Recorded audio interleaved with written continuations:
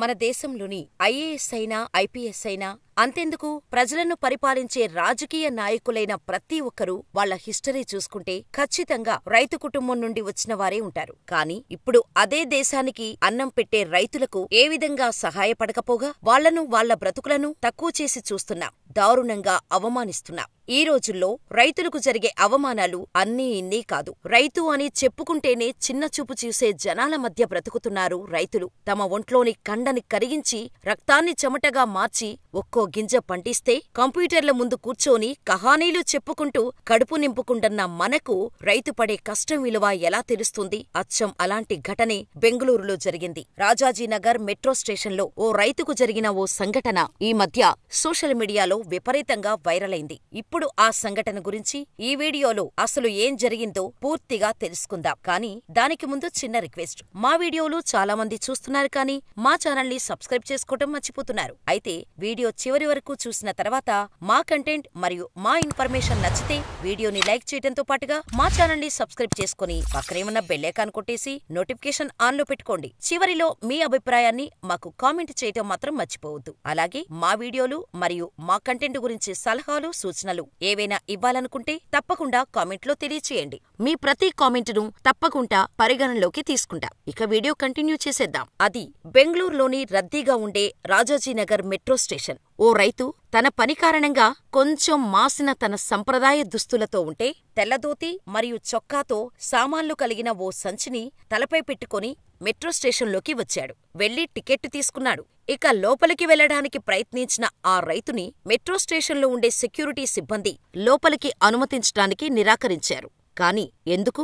ఎందుకంటే తన బట్టలు, వేషం ఒక సామాన్య రైతు కావటం. ఆ రైతు ఆ సెక్యూరిటీ సిబ్బందిని ఎంతో వేడుకొని చూశాడు. కాని అక్కడున్న ఒక్క సెక్యూరిటీ సూపర్వైజర్ కూడా అతన్ని లోపలికి అనుమతించేదానికి అంగీకరించకపోగా ఆ రైతును చూసి అవమానిస్తూ, నీలాంటి వాళ్ళు ఎక్కడానికి కాదిది, సాఫ్ట్వేర్ జాబర్లు వెళ్లటానికి. నీ బట్టలు ఎలా ఉన్నాయో చూసుకున్నావా? అందరూ సూటు బూటు వేసుకొని వస్తారు. అసలు నీలాంటోళ్ళని మెట్రో ఎక్కిస్తే ఇక మెట్రో ట్రైన్లు ఆపేయాల్సిందే అంటూ ఆ రైతును అవమానించారు. కాని ఆ రైతు ఎంతో దీనంగా, అమాయకంగా చూస్తూ ఎంత చెప్పినా లోపలకు అనుమతించకపోవటంతో ఆ రైతుకు ఏం చేయాలో అర్థం కాక సతమతమవుతూ ఉన్న సమయంలో అప్పుడే ట్రైన్ నుండి వచ్చిన కొందరు ప్రయాణికులు అక్కడ జరుగుతున్న దృశ్యాలను చూసి జరిగిందంతా ఫోన్లో రికార్డు చేశారు. అదే సమయంలో సెక్యూరిటీతో ఆ రైతును లోపలకు అనుమతించటానికి మీకేంటి ప్రాబ్లం? ఆయన బట్టలు, వేషం చూసి అతన్ని లోపలికి అనుమతించట్లేదా? పబ్లిక్ ట్రాన్స్పోర్ట్ సర్వీస్ అన్నప్పుడు అందరినీ ఒకేలా ట్రీట్ చేయాలి. అతను రైతు.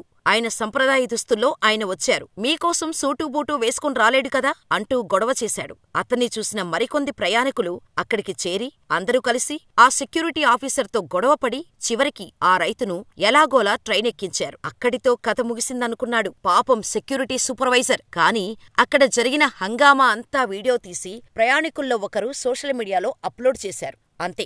ఓ రైతును వేషం చూసి అవమానించి అతనికి మెట్రో ట్రైన్లోని అనుమతిని నిరాకరించారని తెలుసుకున్న ప్రజలు వీడియోని గంటల వ్యవధిలో వైరల్ చేశారు.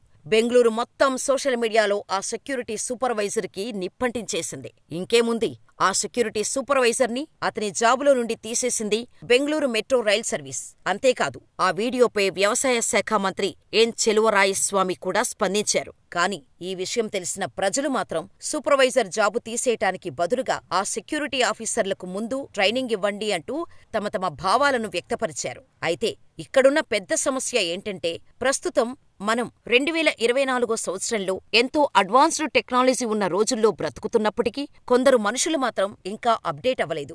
మనుషులంతా ఒకటే. Don't judge book by its cover అనే కొటేషన్లు షేర్ చేసే మనలో అందరూ సమానమే అనే భావన ఎప్పుడు పుడుతుందో తెలియదు. కాబట్టి ఇలాంటి సంఘటనలు జరిగినప్పుడు వాటి గురించి తెలుసుకోవడమే కాకుండా మన చుట్టూ ఉన్న వారికి కూడా తెలిసేలా చేయాలి. కనీసం అప్పుడైనా వాళ్లల్లో ఇలాంటి వ్యక్తులు ఎవరైనా ఉంటే కొంచెంలో కొంచెమైనా మార్పు జరిగే అవకాశం ఉంటుంది. అయితే ఓ చిన్న అభిప్రాయం. రైతులకు ఎలాగూ సహాయపడలేం. పోనీ మనమా? వ్యవసాయం అస్సలు చేయలేము. కనీసం ఎప్పుడైనా ఎక్కడైనా రైతులను చూసినప్పుడు కాని, వాళ్లను కలిసినప్పుడు కాని 2 చేతులు జోడించి నమస్కరించి మన ఆకలి తీర్చటానికి వాళ్లు పడుతున్న కష్టానికి ఓ చిన్న థ్యాంక్స్ చెప్పండి. వారిలో ఆత్మాభిమానం పెంచండి. ప్రపంచంలోని ప్రతి రైతుకు, రైతు కుటుంబానికి మా ఈ వీడియో ద్వారా మా ఆకలి తీరుస్తున్నందుకు కృతజ్ఞతలు తెలియచేస్తున్నాం. జై కిసాన్, జై భరత్. మరి మా వీడియో నచ్చినట్లయితే లైక్ చేసి ఇలాంటి మరిన్ని interesting real life motivational inspiring stories కోసం వెంటనే మా ఛానల్ని సబ్స్క్రైబ్ చేసుకోండి. మీ అభిప్రాయాన్ని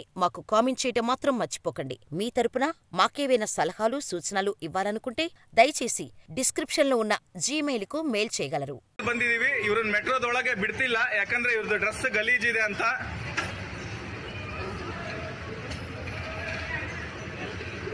ಬ್ಯಾಗಲ್ಲಿ ಏನಿಲ್ಲ, ಬ್ಯಾಗಲ್ಲಿ ಬಟ್ಟೆಗಳಿದಾವೆ. ಏನಿಲ್ಲ ಸರ್, ಎಲ್ಲ ಸರ್ಚ್ ಮಾಡಿದ್ದಾರೆ. ಡ್ರೆಸ್ ಗಲೀಜಿಲ್ಲ ಅಂತ ಬಿಡ್ತಿಲ್ಲ ಒಳಗೆ. ಅಲ್ಲಿ ಸರ್ ನೋಡಿ ಬಟ್ಟೆ ಇದು. ಅವ್ರು ರೈತರವರು ನೀವು ಯಾರಿಗೆ ಮಾಡ್ತೀರಾ ಮಾಡಿ. ಅಲ್ಲ ಇದು ಬೇರೆಯವ್ರಿಗೆ ಅಸಹ್ಯ ಆಗುತ್ತಂತೆ. ಅಲ್ಲ ಬೇರೆ ಇದು VIP ಟ್ರಾನ್ಸ್ಪೋರ್ಟ್ ಇದು. ಅವ್ರ ಟಿಕೆಟ್ ಇದೆ ಎಲ್ಲ ಇದೆ ಅವ್ರದ್ದು. ಅವ್ರು ಯಾಕೆ ಒಳಗ್ ಬಿಡಲ್ಲ? ಆತರ ಬೋರ್ಡ್ ಇದಂತೆ, ಗಲೀಜ್ ಗಟ್ಟೆ ಹಾಕೊಂಡಿರಿಗೆ ಬಿಡಲ್ಲ ಅಂತ. ಎಲ್ಲಿ ತೋರ್ಸು ಅಂತೆ ಬೋರ್ಡ್. ದುಡ್ಡಿಲ್ಲ ಹಾಕೊಂಡಿದಾರ ಅವರು. ನಾನ್ ಚೆನ್ನಾಗಿ ಹಾಕೊಂಡಿದ್ದೀನಿ, ನನಗೆ ಫ್ರೀ ಬಿಡ್ತಾರಾ? ನಂದು ಹೆಂಗಿದ್ ನೋಡಿ, ಲಕ್ಕ ಹೊಳಿದ್, ನನಗ್ ಬಿಡ್ತಾರಾ ಫ್ರೀ ಆಗಿ?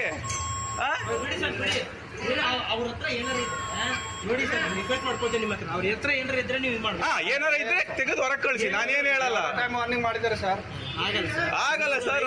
ಪಾಪ ಅವರು ಗಲೀಜ್ ಇರ್ಲಿ, ರೈತರವ್ರು ಪಾಪ ಅವ್ರಿಗೆ ಏನ್ ಗೊತ್ತಾಗತ್ತೆ ಹೇಳಿ. ನೀವು ಗಲೀಜ್ ಅಂತ ನೀವು ಹೇಳಿ ವಿಚಾರ ಮಾಡಿ. ಹಳ್ಳಿಯವರು ಅವರು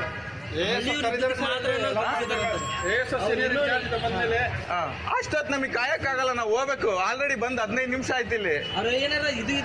ಏನಾರ ಪ್ರಾಬ್ಲಮ್ ಇದ್ರೆ ಹೊರಗೆ ಕಳಿಸಿ, ನಾನೇನು ಹೇಳಲ್ಲ. ನಾನು ಅಗ್ರಿ ಆಗ್ತೇನೆ ಸರ್, ಅದಕ್ಕೆ ನಾನು ಅಗ್ರಿ ಆಗ್ತೇನೆ.